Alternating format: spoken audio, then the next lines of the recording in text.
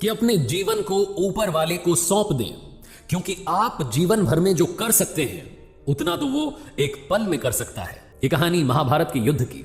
युद्ध के प्रारंभ होने से पहले युद्ध भूमि को तैयार किया जा रहा था, कुरुक्षेत्र की भूमि को समतल बनाया जा रहा था, पेड़ों को हटाया जा रहा था। उस युद्ध भूमि का मुआयना करने के लिए एक दिन पहले, निरीक्षण करने के लिए भगवान श्री कृष्ण और उनके मित्र धनुर्धर अर्जुन पहुंचे।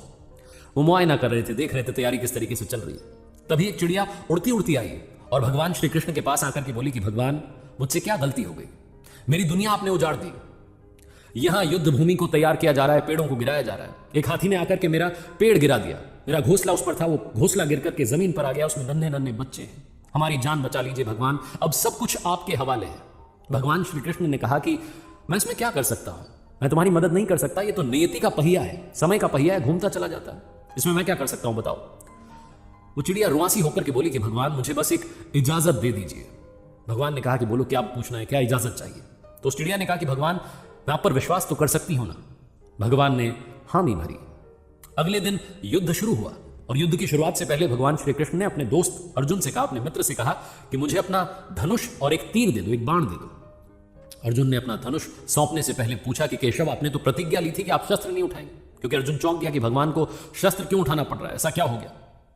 तो भगवान श्री कृष्ण ने कहा कि उस सामने हाथी देख रहे हो, उस हाथी ने उस चिड़िया का घोंसला गिराया, उस पेड़ को नष्ट कर दिया जिस पर उस चिड़िया का घोंसला था, मुझे कुछ तो करना पड़ेगा। अर्जुन समझ गया, भगवान श्री कृष्ण ने वो धनुष लिया, एक तीर छोड़ा, लेकिन ये क्या, वो तीर जाकर के हाथी को लगा ही नहीं, उसके गले में जो घंटी लटकी थी उस पर जाकर के लगा और वो घंटी नीचे जमीन पर गिर गई। अर्जुन हंसने लगा और कहने लगा कि माधव, आपसे नहीं हो पाया, मुझे मौका दीजिए, 1 मिनट में उस हाथी को नष्ट कर दूंगा, खत्म कर दूंगा। भगवान ने कहा कि नहीं नहीं, हो गया, बस इतना काफी था। अर्जुन ने भी ज्यादा सवाल जवाब नहीं किए। 18 दिन तक युद्ध चला और उसके बाद में जब पांडवों की जीत हुई तो एक बार फिर से उस मैदान को साफ किया जा रहा था, क्योंकि काफी युद्ध के बाद में जो नुकसान हुआ था, बहुत सारा सामान वहां गिरा पड़ा था, साफ सफाई चल रही थी। भगवान श्री कृष्ण एक बार फिर से अपने दोस्त, अपने मित्र अर्जुन के साथ में उसी भूमि का मुआयना करने के लिए निकले और अर्जुन से कहा कि एक काम कीजिए मेरे सखा, रथ से उतरिएगा और आग जाकर के नीचे वो जो घंटी रखी उसको हटा दीजिएगा। अर्जुन चौंक गया कि हमने युद्ध जीत लिया है, हम इतने महान बन चुके हैं और ये मुझे एक घंटी उठाने के लिए, युद्ध भूमि की साफ सफाई करने के लिए कह रहे हैं। लेकिन जानता था भगवान है, कुछ भी कह सकते हैं।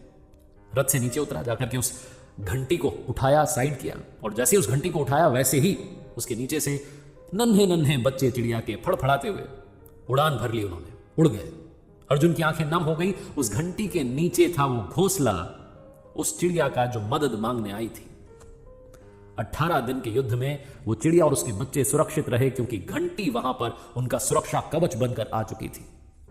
चिड़िया ने शुरुआत में सिर्फ ये कहा था कि क्या भगवान, मैं आप पर विश्वास तो कर सकती हूं ना, और भगवान ने हामी भरी थी। कहानी बहुत छोटी है, लेकिन हमें सिखाती है कि दुनिया में हमारे सामने चाहे जो परिस्थिति आ जाए, एक काम कीजिएगा, अपने जीवन को ऊपर वाले को सौंप दीजिएगा, क्योंकि आप जीवन भर में जितना कर सकते हैं उससे कहीं ज्यादा तो वो एक पल में कर सकता है।